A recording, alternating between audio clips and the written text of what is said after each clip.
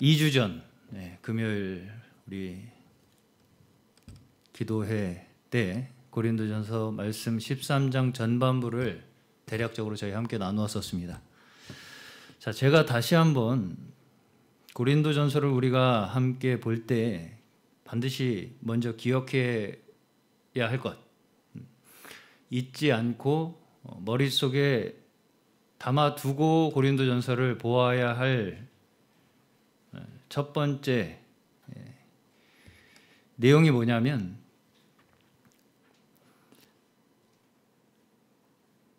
계속해서 저희가 고린도전서를 나누면서 말씀드리는 것이지만 고린도전서가 전체적으로 쓰여진 목적과 배경이 거기에 있다는 것입니다. 그 하나의 전체적인 방향성이 있다는 거예요. 자, 우리가 흔히 이 고린도전서 13장을 사랑장이라고 이야기합니다. 사랑장. 그래서 사랑에 관한 아름다운 말씀으로 우리가 많이 알고 있죠. 그래서 이 말씀을 그대로 찬양 가사로 그렇게 만들어서 부르기도 합니다. 굉장히 시와 같은 그런 느낌이 있을 정도로 사랑에 관한 아름다운 어떤 설명, 말씀, 이렇게 우리가 알고 있는데, 자, 그런데 우리가 이 고린도전서 13장조차도 그렇게 따로 떼어내서 보게 되면, 잘못하면 사도가 어떤 의도를 가지고 이 말씀을 우리에게 가르치고 있는가, 이것을 완전히 이해하기가 어렵게 돼요. 자, 서신서, 우리가 서신서라고 말하면 서신서가 뭡니까? 편지죠, 편지. 어디에 보낸 편지인가요? 초대교회 당시에 사도들이 그 교회에 보낸 편지죠. 자, 그러면 어떤 특정한 교회, 여기 고린도전서와 같은 경우는 고린도 교회에 고린도 교회가 가지고 있었던 그때 당시에 특별한 상황이 있었기 때문에 그 상황을 복음적인 관점에서, 자, 이들은 복음을 받았음에도 불구하고 복음을 오해하고 있죠. 지금 복음을 오해하고 있습니다. 잘못 받아들이고 있는 거예요. 잘못 해석하고 잘못 이해하고 있는 거예요, 복음을. 그러한 초대교회 성도들에게 지금 너희들이 이해하고 받아들이고 있는 그 복음이 오해하고 잘못 받아들이고 있는 것이고, 진짜 우리가 복음적인 관점에서 그 너희들의 그러한 삶을, 교회의 모습을 가지려면 어떻게 해야 하는가, 이것을 가르치기 위해서 쓰여진 것이 서신서입니다. 특정한 어떤 교회의 상황이 있는 것이고요. 그 교회의 특정한 교회에 보내지는 목적을, 명확한 의도와 목적을 가지고 있는 편지다. 이것을 우리가 먼저 기억을 해야 돼요. 그냥 뭔가 허공에다 대고 어떤 논리를 펼치기 위해서 이 편지를 썼다라고만 받아들여서는 온전히 이해하기가 어렵다는 것입니다. 자, 초대교회 당시에 이 서신서는 어떻게 해서 교회에서 이제 이렇게 전달되었냐면, 한 사람에 의해서 낭독을 했어요. 사람들이 모인 자리에서, 초대교회 성도들이 이렇게 쭉 모여 있으면 한 사람이 그 편지를 가지고 낭독을 했습니다. 사도가 보낸 편지를. 그러면 이제 그것을 교회 모임에서 사람들이, 성도들이 들음으로써 전달된 거예요. 왜 그랬을까요? 그때 당시에는 글을 읽을 수 있는 사람이 그렇게 많지 않았기 때문이에요.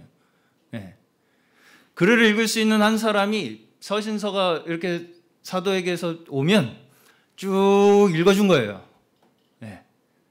제가 전에도 말씀드렸다시피 장과 절이 나눠진 게 그렇게 오래되지 않았습니다. 그때 당시에 장과 절이 없었어요.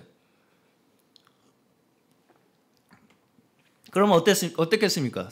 성도들이 들을 때는 우리가 가지고 있는 어떤 상황, 어떤 문제에 대해서 사도가 이렇게 얘기를 하구나 이렇게 들었겠죠. 당연히. 네, 쭉 그렇게 사도가 우리가 지금 가지고 있는 상황을 어떻게 가르치고 계신가 이 관점을 가지고 그 편지를 쭉 들었을 거란 말이에요. 우리도 그렇게 들어야 됩니다. 그렇죠? 네. 우리도 그렇게 들어야 돼요. 그래야지 우리가 분명하게 사도가 우리에게 이 편지, 서신서를 통해서 가르치고자 하는 것이 무엇인가를 알 수 있게 된다는 것이죠. 자, 고린도전서 13장 또한 단순하게 사랑이 뭔가, 사랑은 이런 거다, 그걸 그냥 단순하게 가르치기 위한 목적만으로 받아들여서는 사도가 전체적으로 이 가르침의 목적과 방향성을 어디로 가지고 있는가를 알기가 어려워질 수가 있다는 것입니다. 13장만 딱 떼어놓고 사랑은 이러이러한 거라고 우리한테 말씀하시는구나 이렇게만 생각해가지고는 알기 어렵다는 것입니다. 이 앞뒤 내용이 어디에 이 13장이 위치해 있는가를 보는 것이 중요하다는 거예요. 한마디로. 자, 12장부터 14장까지를 보시면 사도 바울이 뭐에 대해서 말씀하고 있습니까?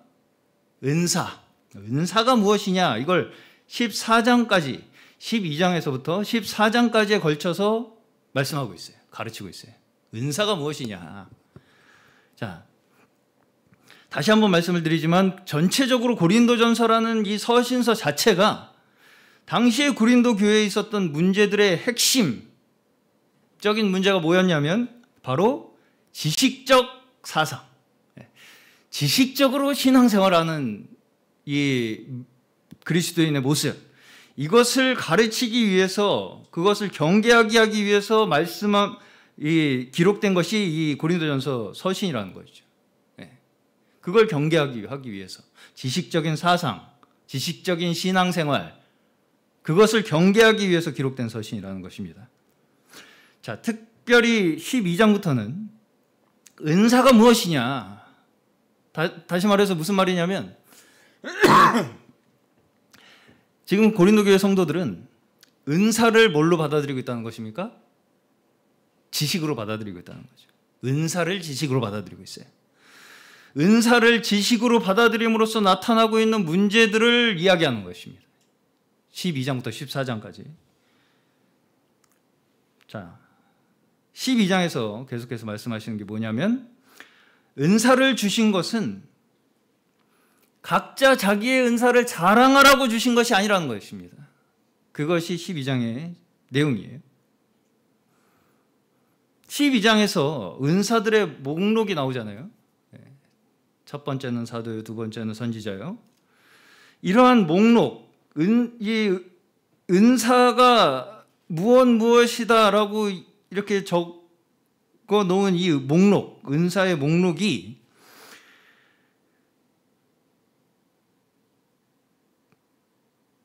이 중에서 내 은사가 뭐냐, 그거를 확인하라고 주신 거겠습니까? 그게 아니라는 거예요. 네. 이 중에서 네 은사는 뭔가 한번 확인해봐. 그 중에 없으면 너 큰일 나는 거야. 이렇게 하라고 주신 게 아니라는 것입니다. 네. 그 중에서 하나는 꼭 있어야 돼, 너. 이렇게 하라고 주신 게 아니라는 거예요. 네.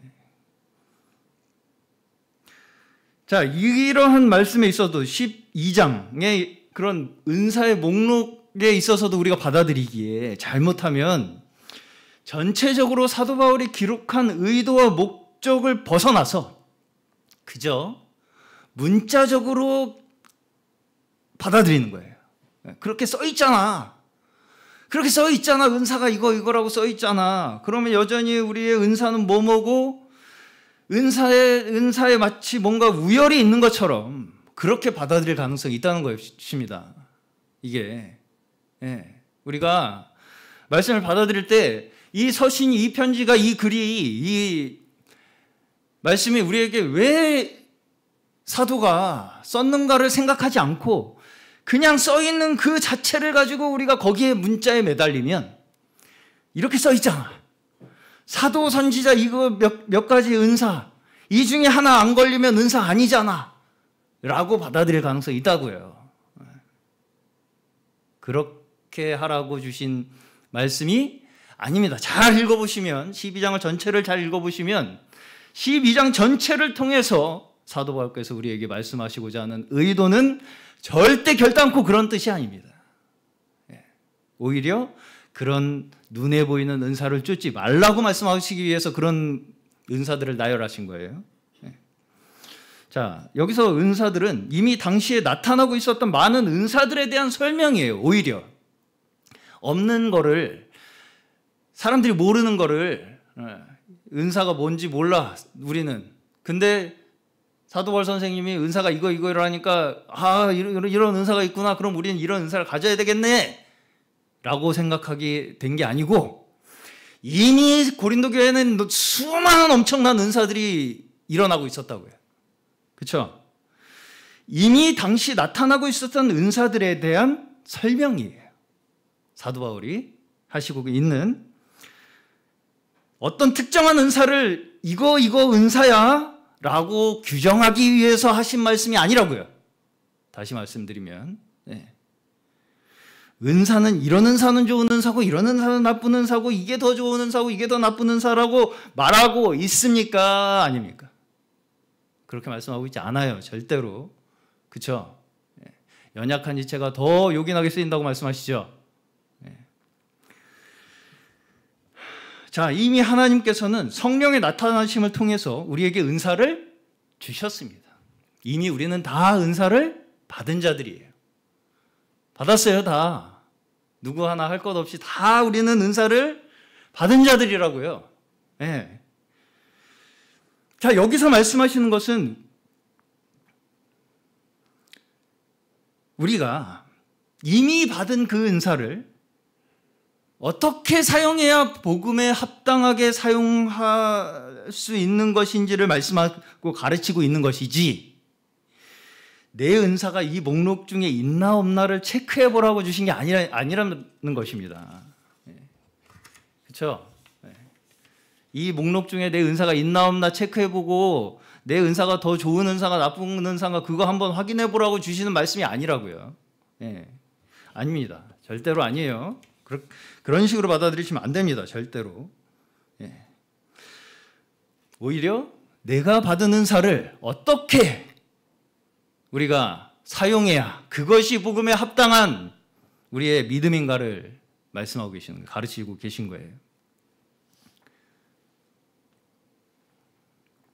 우리가 가져야 할 신앙의 태도는 내가 어떤 은사를 가졌는가, 그 은사가 얼마나 좋은 은사인가, 아니면 내 기대보다 별로인 은사인가, 거기에 관심을 두는 게 아닙니다. 그렇겠죠? 그리스도인이 가져야 할 합당한 믿음의 마음은 내 은사가 하나님께서 뜻하시고자 하는 그 섭리에 잘 부합해서 사용되고 있는가를 살펴야 되는 거예요. 지금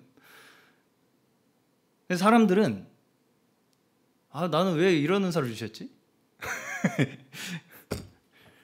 자, 우리는 많은 경우에 여기 고린도 교회에서부터도 어떤 이 사람들이 생각을 가지고 있었는지를 좀 볼 수가 있냐면, 내가 가진 게 뭔가에 관심을 가지기가 쉽다는 거예요. 내 은사가 뭔가.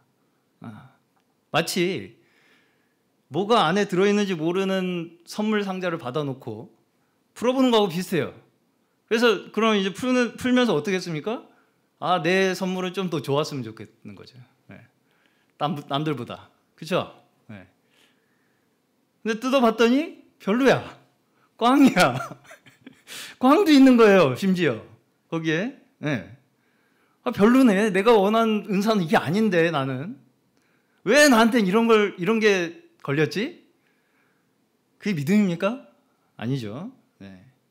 그렇다는 것 자체가 거기에 내가 뭔가 보기에 좋은, 남들이 보기에 나를 좀 대단하게 봐줄 것 같은 그런 은사가 따로 있고, 그렇지 않은 나쁜 은사가 따로 있는 것처럼 생각하고 있는 거예요. 그렇죠? 그렇습니까? 하나님께서 우리에게 주신 은사에 좋고 나쁜 게 있을까요? 그러면 큰일 나죠. 하나님 큰일 나는 분입니다. 그렇죠? 맞죠? 우리의 기준에서 좋고 나쁨을 평가하려고 하는 그 자체가 여전히 무엇입니까? 내 지식이죠. 내 지식. 내가 알고 있고 내가 이제까지 가지고 있었던 내 생각. 이런 게 더 좋은 건데, 내가 눈에 보기에, 내 눈에 보기에는 이게 더 좋은 거야 라고 하는 그 내 시각에서, 내 기준의 한계에서 은사를 받아들이려고 하고 있는 거라는 거예요. 그렇기 때문에 어떻게 돼요? 자랑하게 되고, 그렇기 때문에 등급을 나누고, 그렇기 때문에 우열을 나누게 된다는 것입니다. 내 은사가 더 좋고, 이 은사가 더 낫고, 이 은사는 좀 별로고. 자, 사실상 은사라는 것은 우리가 믿음을 가지고 나서부터 우리의 삶의 원리가 됩니다. 무슨 말씀이냐면, 제가 저번 주에도 대략 이 말씀을 드렸었는데, 은사는 결국은 내 역할이에요. 그렇죠? 근데 그 역할이라는 것이 교회에서, 우리의 믿음의 공동체에서 어떤 역할을 해야 하느냐, 또 한 부분이지만 더 나아가서는 세상 속에서 나의 역할이 무엇인가, 여기까지도 우리의 은사가 뻗쳐지는 것입니다. 사실은. 우리가 세상에서는 세상 역할이 따로 있고, 교회에서는 교회 역할이 따로 있겠습니까? 그렇지 않겠죠. 그렇지 않습니다. 자, 우리가 소위 사역자, 뭔가 교회의 사역의 일을 하는 사람은 거룩한 일을 하는 사람인 것 같고, 세상에 어떤 직업을 가지고 사는 사람은 세속적인 일을 하고 사는 것 같은 그런 생각을 하기가 쉽죠.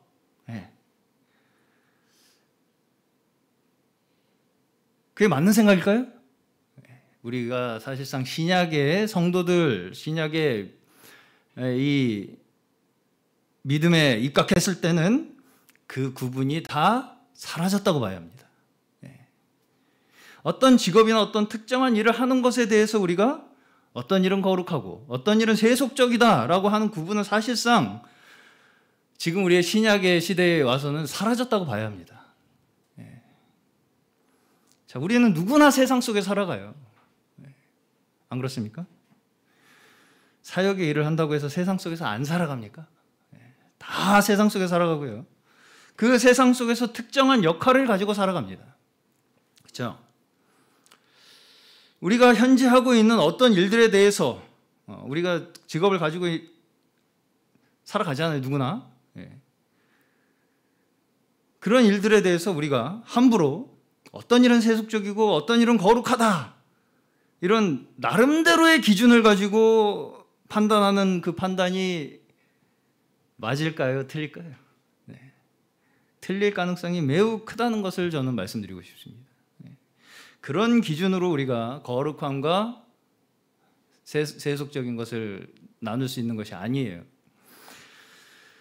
자, 하나님께서 창조하실 때 세상을 하나님 걸 따로 떼서 창조하셨습니까?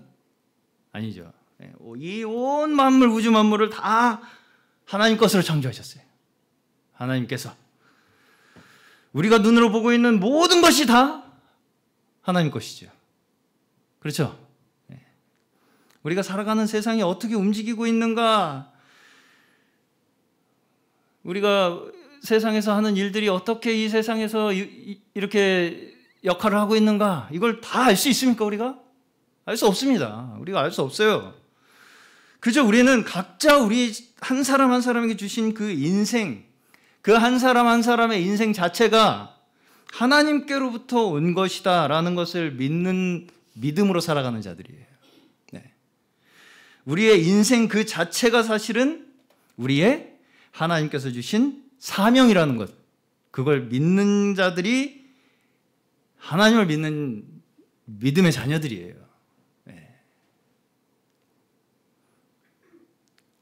지금 나에게 현재 맡기신 그 자리, 어떤 역할, 심지어 직업, 이러한 모든 나에게 맡겨진 일들을 뭐에 입각해서 해야 될까요?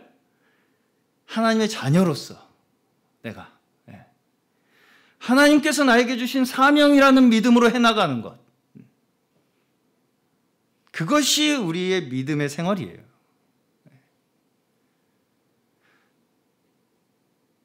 나에게 맡겨주신 세상에서의 역할조차도 내가 모든 것이 하나님께로부터 왔다는 그 믿음으로 모든 것을 해나가는 우리의 믿음, 우리의 생활, 그것이 우리의 믿음이 되는 것이고 그 믿음이 사람들에게 복음이 되는 것입니다. 따로 어떤 것을 우리가 해가지고 복음이 되는 게 아니에요.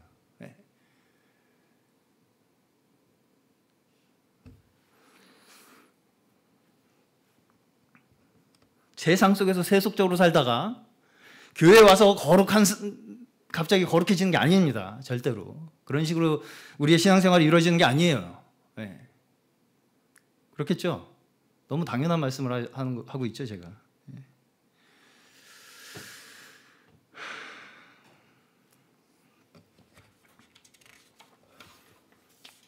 지금 사실상 세상에서도 비슷한 일들이 벌어지고 있는데요. 지금 우리나라 출산율이 세계 1위로 높은 게 아니라 낮습니다. 최하위라고 합니다. 곧 사라진대요. 우리나라가 이대로 가면. 뭐 그거조차 저는 다 하나님의 섭리 가운데 있다고 믿지만 여기에 많은 이유가 있겠지만요. 큰 원인 중에 하나가 뭐라고 저는 생각이 드냐면 점점 사람들이 사는데 필요한 것들이 있잖아요. 우리가 뭔가 살기 위해서 필요한 어떤 조건들, 이게 기준이 점점 높아져요. 이 정도는 돼야지 살아. 이 정도는 돼야지 결혼하고, 이 정도는 돼야지 애 낳고 살지. 이 기준이 점점 높아진다는 거예요. 그럼 왜 높아집니까? 왜 높아져요? 왜 높아질까요? 옆에 사람이 그렇게 사니까 다. 그렇게 사는 것처럼 생각이 드니까. 네. 그렇죠? 자꾸 남하고 비교를 하게 되는 거예요. 그러다 보니까 눈에 보이는 그러니까 이제 사람들은 눈에 보이는 어떤 직업, 그렇죠? 눈에 굉장히 띄는 것, 그런 삶을 살고 싶어 한단 말이에요. 다 사람들이 지금. 이 정도는 살아야 돼라고 하는 그 눈에 딱 보이는 어떤 그런 기준을 가지고 생각하다 보니까 나도 그렇게 되고 싶고, 그 정도 되지 않으면 뭔가 나는 뒤처지는 것 같고, 이렇게 생각이 자꾸 들다 보니까 결국은 뭐가 없어지는 것입니까? 지금 나에게 주어진 삶과 현실에 대한 감사가 줄어들어요. 계속 불만족밖에 없습니다.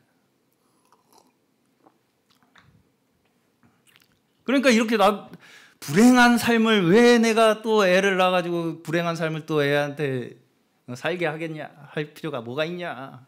그래서 애를 안 낳는다는 거예요. 누구 탓을 할 수 있는 문제는 아니지만 사람이라는 것이 점점 그렇게, 지금 이 상황이 똑같이 어디서 나타납니까? 지금 고린도 교회에서 나타나고 있는 거예요. 눈에 보이는 은사만 쫓아가요, 사람들. 뭔가 대단한 것만 추구한단 말이죠. 다 나도 그렇게 하고 싶어하는 그런 식으로 사람들이 쫓아다닌다는 거예요. 자, 점점 뭔가 내가 스스로 할 수 있는 것처럼 생각하는 시대가 되면 될수록, 지금 그 어느 때보다 인간의 힘으로 모든 것을 다 할 수 있는 것처럼 생각하는 시대 아닙니까? 못하는 게 없는 것 같아요, 지금 인간이. 근데 그렇게 되면 될수록 오히려 그 반면에 뭐가 점점 더 심해지는 것처럼 느껴지냐면, 우리에게 지금 현재 나에게 주어진 현실에 대한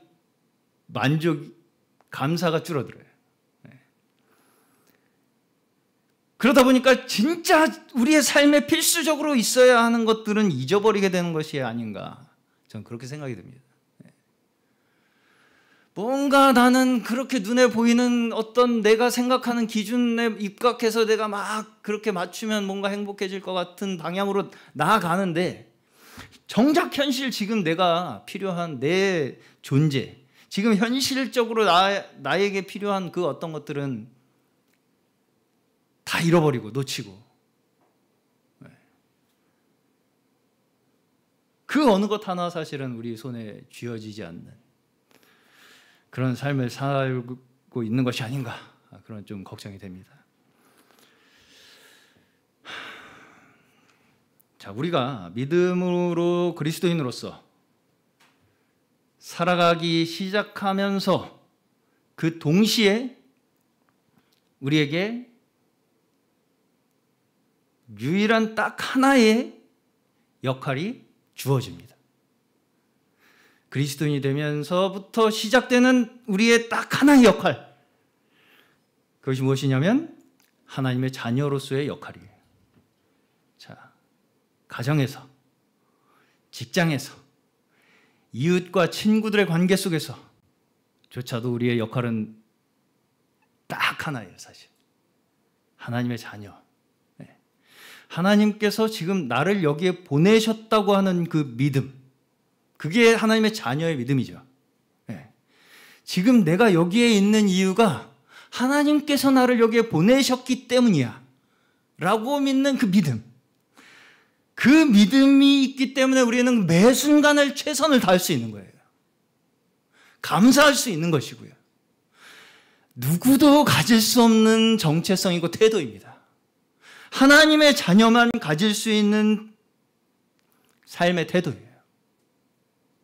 하나님의 자녀로서 내 가정이 하나님께서 나를 여기에 두셨다고 믿는 믿음, 내 직장이 하나님께서 나를 거기에 보내셨다고 하는 믿음, 내 이웃과 친구들이 하나님께서 나를 그 가운데 두셨다고 하는 그 믿음, 그것이 우리가 하나님의 자녀로서 가지는 역할이라고요.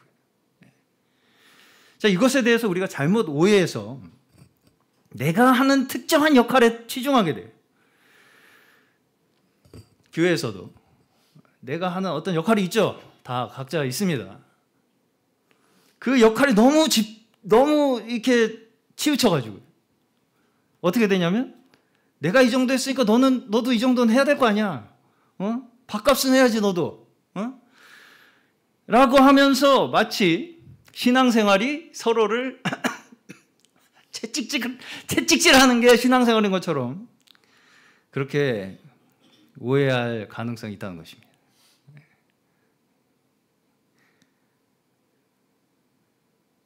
그렇죠? 각자 서로 맡은 역할을 잘 하고 있나 못하고 있나 서로 감시하는 게 마치 우리의 신앙생활인 것처럼 오해할 수가 있다고요. 자, 그리스도인의 우리의 생활은 서로를 비난하고 징계하고 정죄해서 유지되는 것이 아니겠죠. 당연히 아니겠죠. 우리의 신앙생활은 그렇게 남을 채찍질하고 비난하고 정죄함으로써 우리의 신앙생활이 유지되는 게 아니라고요. 이걸 우리 입장에서 잘잘못을 자꾸 따져. 옳고 그름을 자꾸 따져. 우리 입장에서 이 정도는 해야 될 거 아니야. 너 지금 그거 바꿔 못하는 거야 지금 너. 좀 더 제대로 좀 해봐 좀. 선악을 자꾸 분별해요. 그렇죠? 우리의 시각에서 선악을 분별한다고요. 사람들을. 그렇죠? 그것이 다 뭐라는 것입니까? 지식에 의한 일들이라는 거예요. 지금 여기 고린도전서에서 사도 바울께서 말씀하시는 것은 너희들이 그렇게 서로를 바라보는 그 관점들이 다 서로를 지식적으로 바라보고 있는 일들이라는 것입니다. 그렇게 말씀하고 계시는 거예요. 스스로 다 안다고 생각하기 때문에 벌어지고 있는 일들이라는 거예요. 나는 다 알아 어떻게 해야 되는지. 너 근데 그렇게 안 하고 있어 지금. 그거죠. 그 기준으로 서로를 판단하잖아요. 그게 다 서로를 지식으로 대하고 있기 때문이다. 그렇게 가르치고 있는 것입니다. 그렇기 때문에 12장에서 은사에 대한 오해가 무엇인가 이것을 말씀하고 나서 13장에서 은사의 핵심이 무엇인가를 말씀하시는데 그것이 바로 사랑이라고 말씀하시는 거예요. 12장에서는 고린도 교회 성도들이 은사를 오해하고 있어요. 지금 은사가 나를 위한 것 같이 생각하고 있는 거예요. 다 서로 각자 자기 자신을 증명하기 위한 것으로 은사를 오해하고 있는, 이것을 이제 설명하고 나서 13장에서 진짜 은사의 핵심이 무엇이냐라고 말씀을 하시는 그것이 바로 사랑이다, 이렇게 말씀하시죠. 사랑은 오래 참고 온유하며 성내지 아니하고 투기하지 아니하며. 자, 이거조차 우리가 잘못하면 어떻게 할 수가 있냐면, 너는 왜 이렇게 온유하지 못해? 넌 사랑이 없네? 넌 왜 이렇게 참지를 못해? 좀 사랑이 아직 부족하네 너는. 성을 잘 내네 너는. 아직 사랑이 좀 부족하고. 그렇게 이 말씀조차, 13장의 그 말씀조차 우리가 뭘로 받아들입니까? 사랑이라는 지식으로 받아들이죠. 그럴 가능성이 있다고요. 자, 사랑이 참는 것이라고 했는데 넌 참지 못해 지금. 넌 사랑이 없는 것 같아 지금. 그 말이 성립이 되겠습니까? 그 말이 성립이 될까요? 될까요? 안 될까요? 자, 지금 그 말을 하고 있는 나 있죠. 너는 지금 참지 못해. 내가 보니까. 넌 사랑이 없네. 라고 하는 나. 그렇게 생각하고 있는 나. 나는 그 말을 할 자격이 있습니까? 누가 그렇게 판단을, 그 사람이 사랑이 있는지 없는지 어떻게 하고 있는지 판단할 자격을 누가 줬습니까?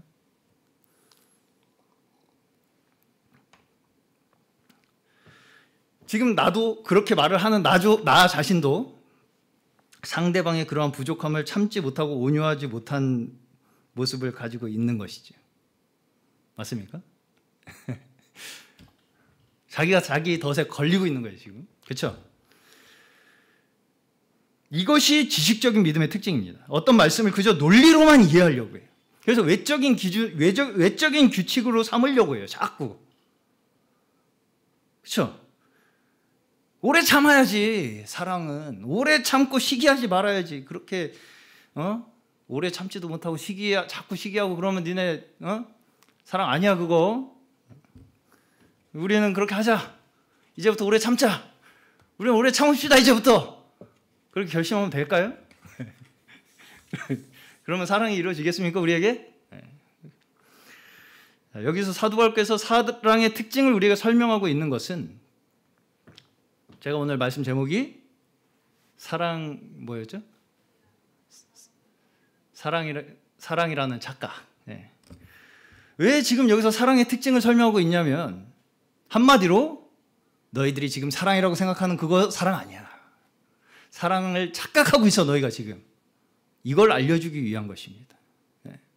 지금 너희들이 그게 사랑이라고 착각하고 있고 그것이 성령의 능력이라고 착각하고 있는데 그것이 아니다. 오해하고 있는 것이다. 이걸 말씀하고 있다는 거예요. 오래 참지 못하고 온유하지 못하고 있지 않느냐 너희들이 지금 시기하고 자랑하고 교만하고 있지 않느냐. 그렇게 너희들이 가지고 있는 그 마음은 사랑이 아니라고 말씀하시는 것입니다. 그렇죠? 자, 그러면 이게 우리끼리 모여서 이제부터 사도 바울께서 이렇게 말씀을 하셨는데, 그러면 이제부터 어떻게 우리는 오래 참을 수 있을 것인가? 어떻게 우리는 온유할 수 있을 것인가? 어떻게 우리는 시기하고 자랑하지 않을 수 있을 것인가? 토론을 해가지고 이 사랑을 이룰 수 있겠습니까?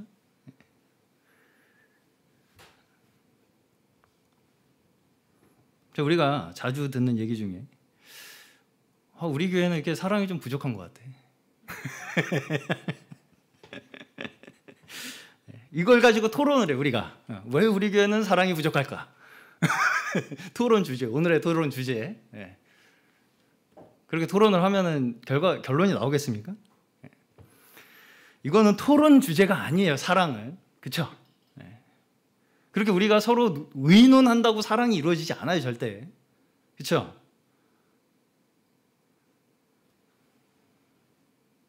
맞습니까? 네. 사랑을 누구한테 요구하기 위해서 사랑을 설명하고 있는 게 아니라고요. 한마디로. 네. 이 말씀 한 말씀 한 말씀이 누구에 대한 얘기입니까? 나 자신에 대한 얘기죠. 네. 자, 사랑은 어디에서부터 시작됩니까? 사랑. 하나님에게서부터 시작됩니다. 자, 사랑은 우리가 배워서 하는 게 아니고요. 어떻게 할 수 있을까요? 받았기 때문에 하는 거예요. 네. 배워서 사랑할 수 있는 것이 아니라 받아서 사랑을 하는 것입니다. 자, 여기서 말씀하시는 사랑에 대한 설명이 누구에 대한 것입니까? 하나님이시고 예수님이시죠. 우리에 대한 인내와 온유, 끝까지 우리를 믿으시며 견디시는 완전한 사랑. 그 완전한 사랑은 누구에게만 있어요? 하나님에게만 있어요. 그 완전한 사랑을, 하나님의 사랑을 우리는 받은 자들입니다. 그렇죠? 그 믿음을 우리가 온전히 우리 마음속에 소유하고 있다면 우리는 어떨까요? 안 참을 수가 없어요. 인내하지 않을 수가 없고요.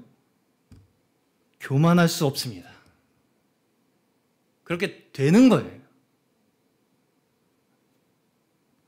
로마서 5장에서는 우리가 아직 죄인 되었을 때에, 원수 되었을 때에 우리를 위하여 예수께서 죽으심으로 우리에게 사랑을 확증하시고 하나님과 화목하게 하셨다, 이렇게 말씀을 하십니다.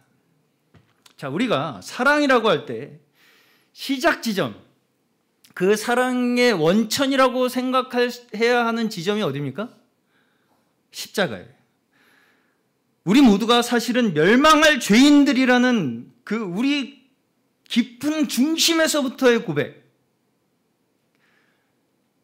주님, 주님의 구원이 없이는 우리는 멸망할 수밖에 없는 죄인들이었습니다 라는 우리 중심에서부터 울려 퍼지는 그 고백, 그 고백에서부터 사랑이 시작되는 거예요.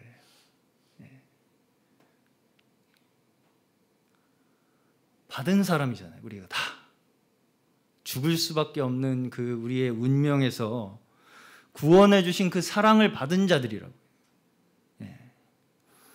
그 중심에서부터 이루어지는 그 고백이 우리에게 사랑을 할 수 있도록 만들어 주시는 거예요.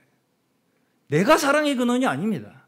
이걸 아무리 내가 달달달 외워가지고 이렇게 해야지 아무리 결심을 해도 내가 사랑의 근원이 될 수 없습니다. 사랑을 판단하고 평가할 만한 주체가 되지도 못합니다. 심지어 이건 사랑이고 이건 사랑 아니야.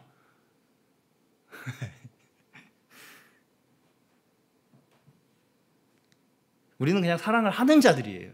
평가하는 자들이 아니고요. 네. 그저 우리는 사랑을 받은 자들로서 살아가는 그 자리.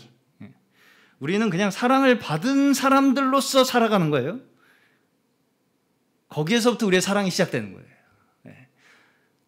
나는 사랑을 받은 사람이야 라고 우리가 온전히 인정하는 그 자리에서부터 우리의 사랑이 시작된다고요. 내가 뭔가 특별한 일을 하는 것이 사랑이 아닙니다.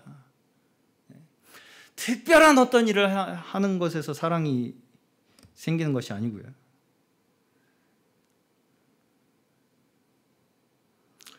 잘못하면 우리는 이 사랑조차도 내가 다른 사람보다 특별한 일을, 어떤 일을 더 했기 때문에 난 더 사랑이 많은 사람이라고 자랑할 가능성이 있어요.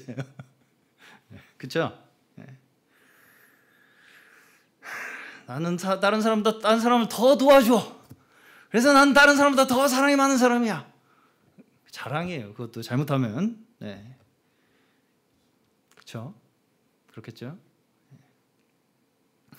말씀을 나를 증명하기 위해서 사용하는 것을 우리는 주의해야 돼요. 네. 그렇게 말씀이 나를 옳게 보이기 위해서 주신 말씀이 아니에요.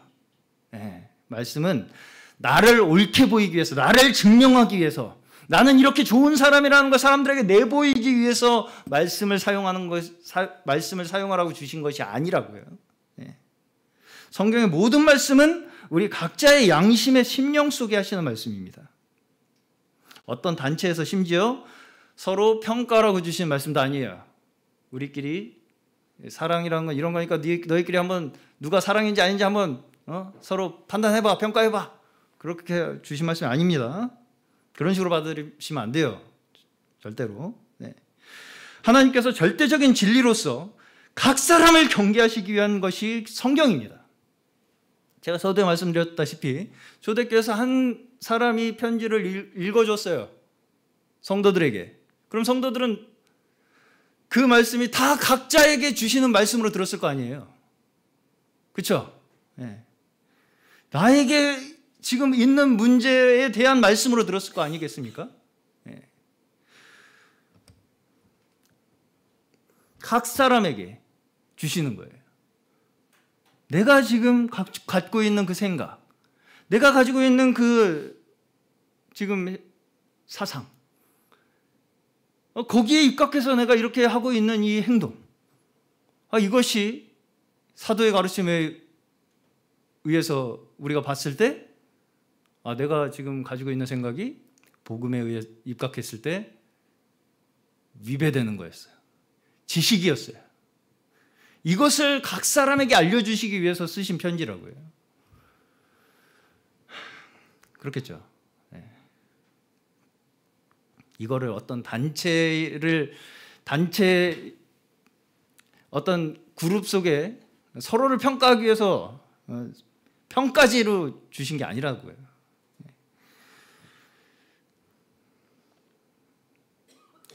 자, 이것이 만약에 어떤 단체에다가 서로 평가하기 위해서 평가지로 줬다. 체크해봐 한번 너희끼리. 이 사람은 온유하네. 그래 넌 사랑이야. 체크. 넌 넌 좀 덜 못 참네. 넌 X. 그렇게 하라고 주신 자료라면, 어떤 사람이 다른 사람을 평가하기 위한 것이라면 그걸 진리라고 말할 수 있겠습니까? 그게 진리라고 말할 수 있겠어요? 각 사람의 양심에 주는 말씀이기 때문에 우리가 신구약의 모든 성경을 하나님의 진리의 말씀으로 믿는 것입니다. 이 말씀을 이해하시기를 바랍니다. 우리 각 사람, 모든 사람에게 해당이 되기 때문에 이것이 진리가 되는 거예요. 어떤 사람은 평가하는 사람이고 어떤 사람은 평가를 당하는 사람이 될 수 없다고요. 이 말씀의 앞에서. 그렇죠? 그렇겠죠? 네. 우리 모두가 말씀 앞에서 동등한 입장에서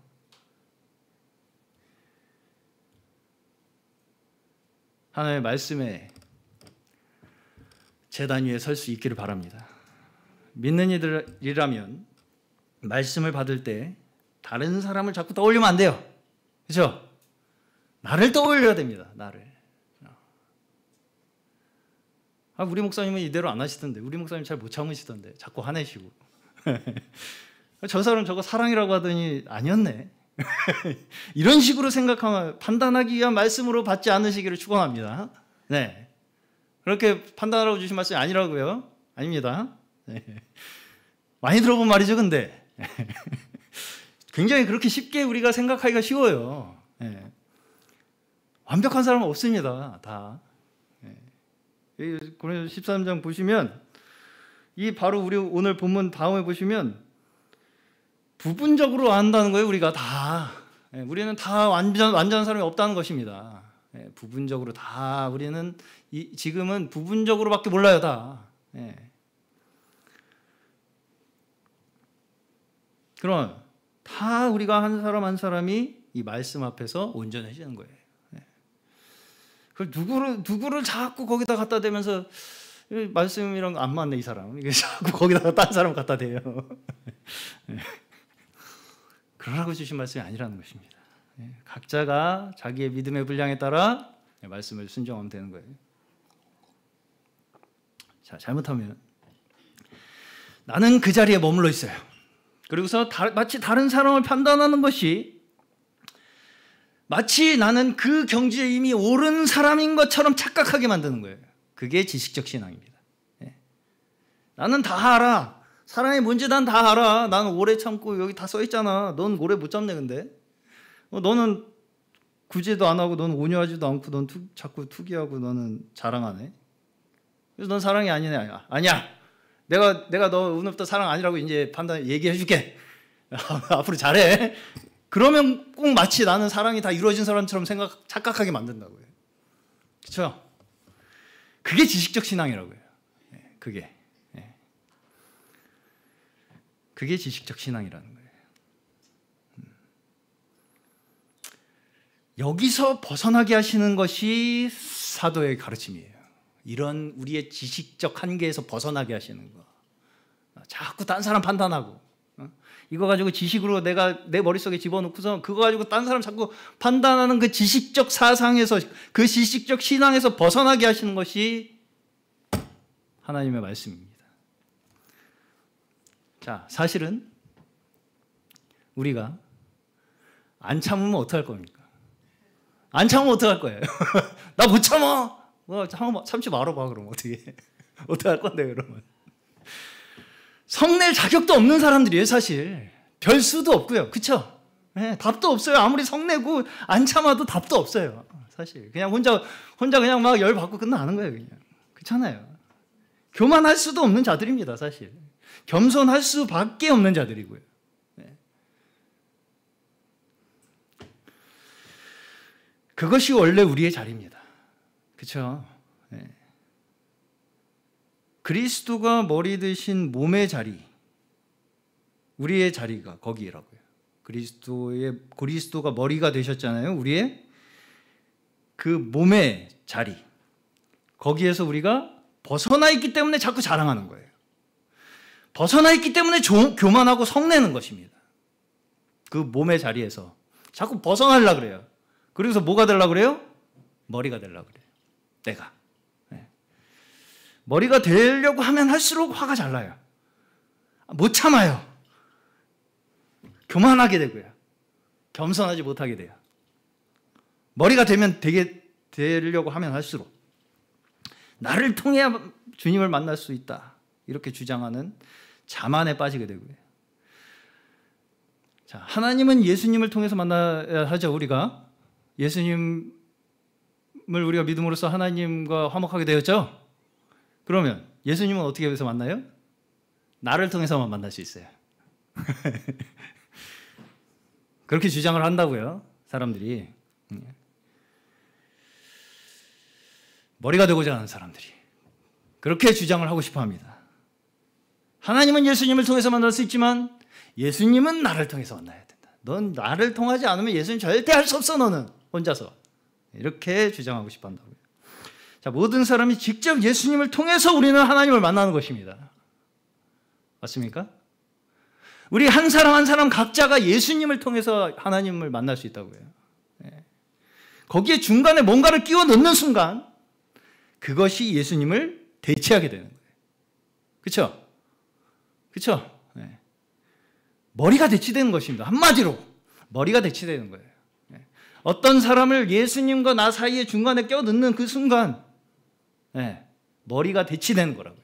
예수님을 대체하는 것이 되는 것이고요. 자, 어느 한 사람도 몸의 위치에서 벗어날 수 없다는 것을 12장에서 말씀하고 있어요. 아무리 내가 특별한 사람이라고 생각해도 몸이다. 그렇죠? 그렇게 말씀하고 있어요. 12장 보시면 몸에 붙지 않은 것이 아니다. 이렇게 말씀을 하십니다. 아무리 네가 특별한 재주를 가지고 있어도 네가 아무리 스스로 네가 특별한 사람이라고 생각을 해도 몸에 붙지 않은 것이 아니다. 몸이다. 이렇게 말씀하시죠. 자, 자칫하면 사람은 나는 몸에서 따로 떨어져서 혼자서 특별한 역할을 가지고 있는 것처럼 생각할 그러한 시험에 빠지기가 쉽다는 것입니다. 나만큼은 특별해. 나는 이렇게 일반 사람들이랑 달라. 몸에 속한 그런 사람들이랑 좀 달라. 그래도 나는 이 사람들을 나를 통해서 어떻게 이렇게 해야 돼. 특별히 사람들의 눈에 띄는 은사, 인도자와 같은 이 위치에 있을 때 더욱 이런 시험에 빠지기가 쉽습니다. 우리가 많은 이단 교주들에게서 이러한 모습을 보게 되죠. 그렇죠? 네. 다 이 유혹에 빠져 있는 거예요. 이 시험에. 네. 나는 몸에서 떨어져 있는 것처럼 느낀다고요. 그렇게 생각한다고요, 스스로. 특별히 혼자서 특별한 역할이에요. 나를 통해서만 뭔가 돼. 나를 통해서만 예수님을 만나고, 나를 통해서만 성령을 체험할 수 있고, 나를 통해서만 구원받을 수 있고, 나를 통해서만 복음을 깨달을 수 있어 라고 하는 그러한 시험에 빠지기가 쉽다는 것입니다. 특별한 재주를 가지고 있는 사람들이 특별히. 자, 그렇게 되면 판단을 하기 시작해요. 딴 사람들을. 나는 훌륭한데 너희들은 부족하다. 우리 교회는 사랑이 부족하고 열매도 없어. 그런 말도 다 사실은 나는 거기서 빠져 있어요. 그렇습니까? 안 그렇습니까? 교회를 함부로 판단하는 것은 나를 거기서 분리해내는 것입니다. 우리 교회는 왜 이래? 그럼 나는 우리 교회가 아닙니까? 자, 우리가 하나님 앞에 받은 모든 말씀은 나에게 개인적으로 주시는 말씀입니다. 나에게 개인적으로 주시는 말씀이에요. 우리 교회가 왜 이래가 아니라 나는 왜 이럴까예요. 다 모두가. 그렇죠? 예. 사랑은 이렇게 해야 한다, 저렇게 해야 한다. 서로 강요해서 얻어지는 것이 아닙니다. 우리 각자의 마음속에 하나님의 말씀이 심겨짐으로써 우리의 사랑이 이루어지는 거예요. 요구해서 나 사랑 왜 안 해? 이렇게 해서 얻어질 수 있는 게 아니라고요. 그렇죠? 그게 사랑입니까, 그게?